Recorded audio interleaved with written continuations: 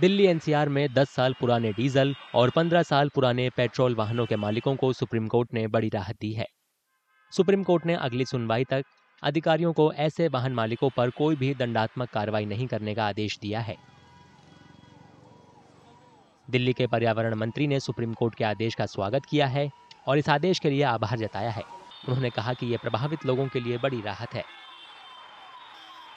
मैं धन्यवाद करता हूं माननीय सुप्रीम कोर्ट का, जिन्होंने इस भावना को समझा कि उम्र के लिहाज से व्हीकल बैन नहीं होना चाहिए, बल्कि पोल्यूशन के लिहाज से होना चाहिए, और अभी इसके अंदर फौरी तौर पर यह राहत दी है।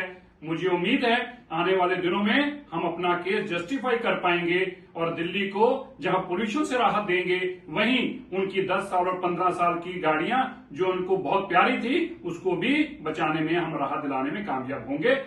हालांकि पर्यावरण विशेषज्ञों का मानना है कि प्रदूषण को रोकने के लिए पुराने वाहनों को धीरे धीरे हटाना ही होगा, क्योंकि वाहनों की लगातार जांच करना संभव नहीं है और इसके लिए हमारे पास पर्याप्त कर्मचारी भी नहीं है। I believe that the ban will be more effective than checking for multiple reasons. Firstly, of course, the technology needs to be improved, although it's already quite worthy of being used to check old vehicles. But we really have to remove old vehicles because you cannot in perpetuity check vehicles. We don't have the manpower. The Delhi Pollution Control Board isn't up to the task at all. So we absolutely shouldn't do things like that. We should have stricter enforcement and stricter or better pollution control checks using PUCs, upgraded PUCs, as well as real-time remote sensing technologies to check emissions on the road, and those information coming from those kind of checks, real-time checks, should be used to put the vehicles off the road which are more polluting, rather than just using the age criteria in the long run.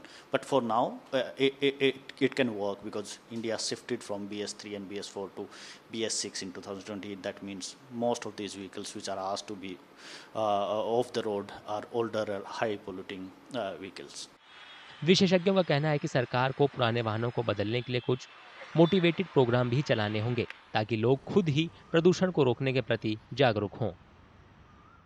Develop the right strategy in such a way that with your improved on-road emission monitoring, you identify the grossly polluting vehicles and end-of-life vehicles for their phase out.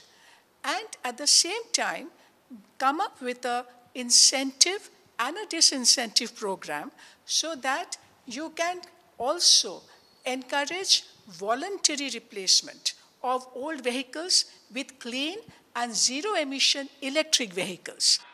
वायु गुणवत्ता प्रबंधन आयोग के मुताबिक दिल्ली में 62 लाख ऐसे वाहन हैं जिनकी अवधि समाप्त हो चुकी है। इसमें 41 लाख दोपहिया वाहन शामिल हैं, जबकि एनसीआर शहरों में लगभग 44 लाख ऐसे वाहन हैं जो ऐसे इलाकों में हैं जहां पर सबसे ज्यादा प्रदूषण देखने को मिलता है।